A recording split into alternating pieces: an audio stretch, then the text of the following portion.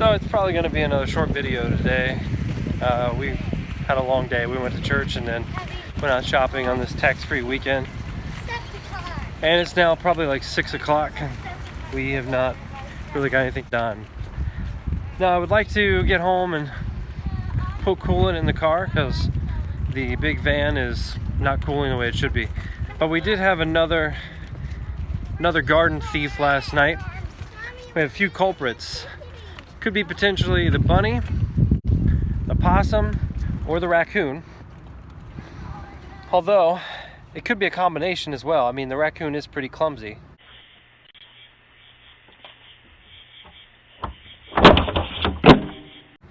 So it's possible that maybe he knocked the wall down. And then maybe the bunny went in. Opportunistic bunny went in after the wall was down and ate the spoils. I don't know. We don't know. But again, lost our beans. Just like before. You know, they're probably a good 6 inches tall and now they're gone. At this point, I'm getting pretty used to this feeling. So out of all the plants that we have, the kids' stuff's doing pretty good. They had a few sunflowers that are really taken off. As well as some of the corn. I don't think it's going to fruit at this point. I mean, it's not even knee high yet. So I would highly doubt we'll have any corn by fall, but I guess we'll see.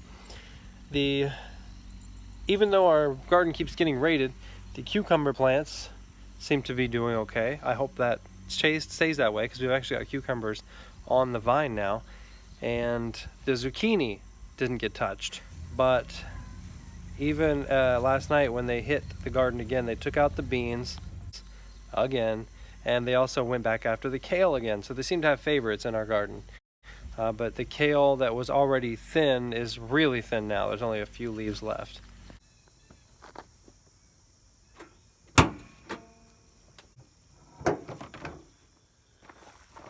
Alright, so I have here my can of Premium R134A with leak sealer and conditioner. So if there is a leak in this system, in the O-ring or any of the common areas, gaskets, hoses, things like that, this should help seal it up as well, which is probably what we've got going on. Since last season it was running just fine, and this season we're noticing that the passenger side is getting cool a little bit, but the driver side is really hot. So it seems to me, from what research I've done, that the compressed cooled air is hitting the passenger side first, and by the time it gets to the driver's side, there's not enough left to cool off the driver's side. So we're going to go ahead and locate our low pressure port on the AC unit and then hook it up, start the car, and refill.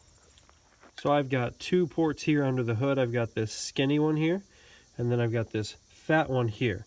So our low pressure is the fat one. So we're going to hook up onto that guy there and recharge the system.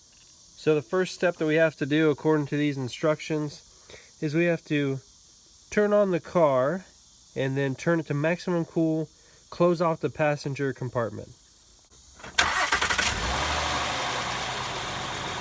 Next step, we're going to thread our recharge hose onto this gasket here.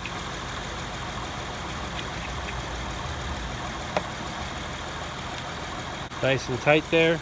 Has the gauge facing up so I can see it as we're hooked into the system. Next step, it says to tighten this, turning the can clockwise. Make sure it's firmly attached. So here we go.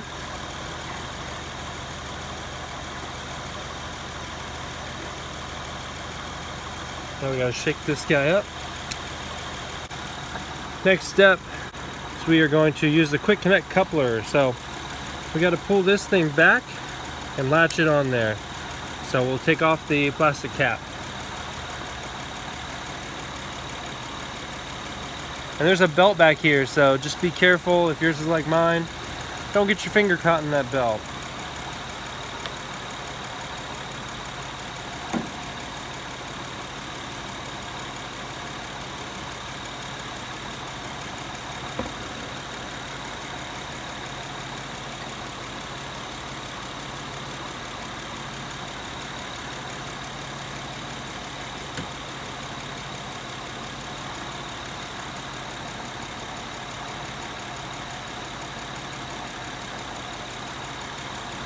So according to this, the ambient temperature is around 80 degrees. I should be between 40 and 50 psi. I'm reading about 25.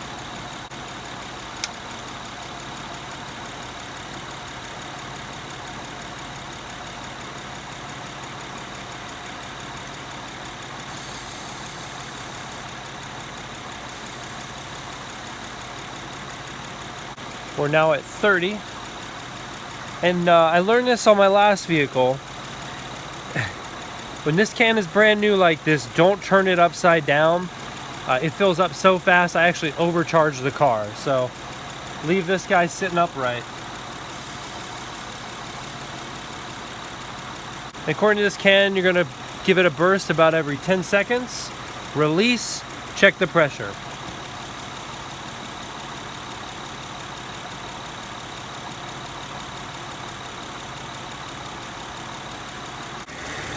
So here we go, everybody, on the gauge. That is about 40 psi, which I'm supposed to be between 40 and 50. So. All right, guys, so here we are in the car. That is already feeling a lot better. It is now 8:59, so I'm gonna call it a night. Before I do so, though, I do have this video I recorded the other day for you guys. It's a recipe for something called Switchel, so I hope you enjoy it. So today I'm going to try something for the first time. It is called Switchel.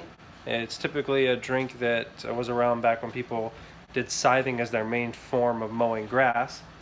And Switchel can be made fermented or non-fermented. I'm going to make it non-fermented with apple cider vinegar with the mother, so it still does have the health benefits.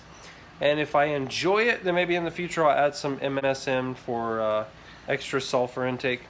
But today we're just going to make it with 4 cups of water and 4 tablespoons of honey, 4 teaspoons of apple cider vinegar with the mother, and 1 teaspoon of ginger.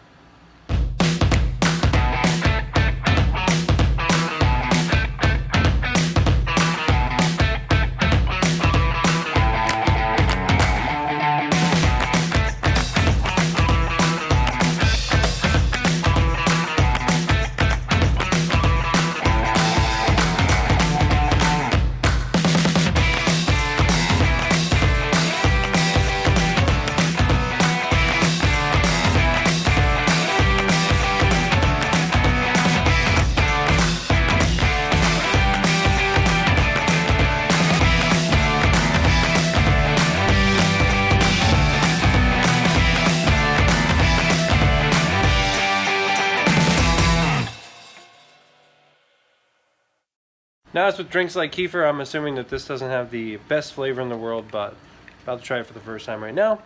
See what I think.